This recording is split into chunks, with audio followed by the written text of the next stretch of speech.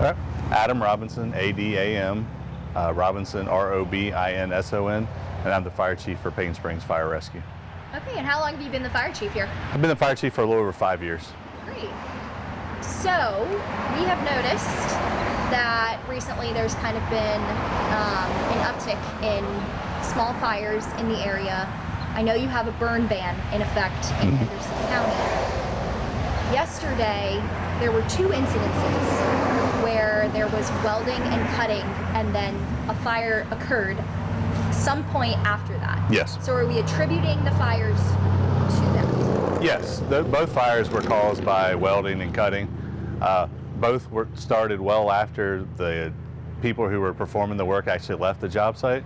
And it's very common that this can happen in any type of like deck or boat dock where you have a lot of cracks, because you can get hot embers or pieces of hot metal that will fall down in those cracks and can go unseen for a long time, and they can smolder for hours before they actually get enough heat and do enough burning to actually cause a real fire.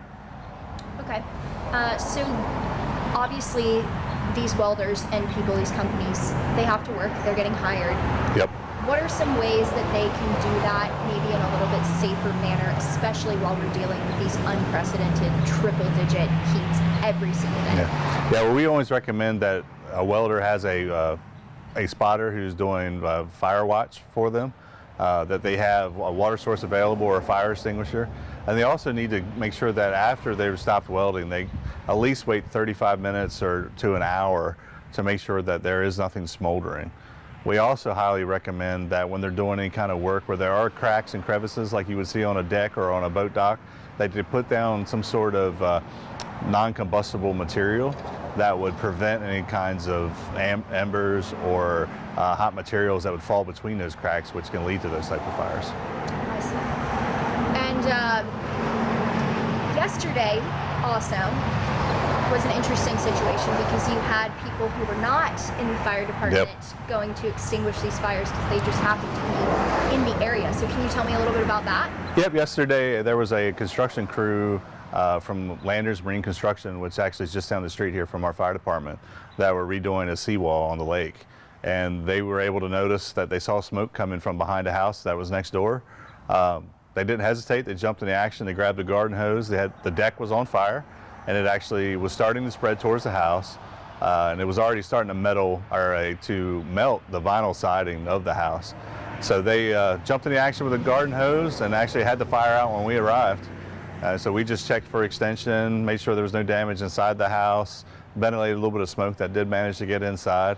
But it was awesome to see, you know, just people out doing their daily job, noticed the hazard and took action to contain it. We don't always recommend that because it can be dangerous, but if you can safely stop a fire before it spreads, it's a great thing to do, because obviously, you know, as a fire department, we have a response time it takes us to get to that structure. So if you're right there and you can stop the fire, that's a great thing, especially in these conditions. And so what are some basic tools and things to know if you do see a fire and you are waiting for fire response, but you feel like you can safely take some action? Yeah. The first thing, the most important thing, is call 911 right away. Get us started. Even if you think that you can stop the fire, like say you see a small grass fire on the side of the road, you think you can stop it, but don't hesitate to call 911. We still want to come out, make sure it's completely out. There's a lot of times we've come on scenes where it's been 5 or 6 minutes before someone called 911 and they stated, you know, oh, I thought I could stop it, but it spread too fast. That 5 or 6 minutes could be the difference between people losing their houses or not. Second is, you know, just be very careful. Don't get upwind of the fire. If you carry a fire extinguisher, use that, follow the directions on the fire extinguisher, but just be careful. And can you tell me about the Bonanza Bay subdivision fire that happened? I believe it was a dock fire? It was they were working on rebuilding a boat dock, and it was kind of modifying part of it and adding to it. And they had been doing some cutting and welding as well. And they had actually pulled up a bunch of boards. So they had a bunch of waste boards on the back of their barge that they were using to do the work. Passerbys noticed that was on fire, stopped with a fire extinguisher and kind of knocked it down prior to us getting on scene. Then when we arrived, we noticed the boat dock next door was on fire, and that's the one they were working on.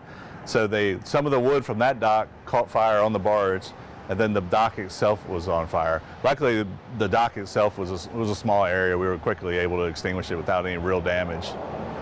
And are these things that are common occurrences at this time of year, or have you noticed any sort of increase with this weather? I would say the biggest contributing factor here in the last few days has been our really low humidity.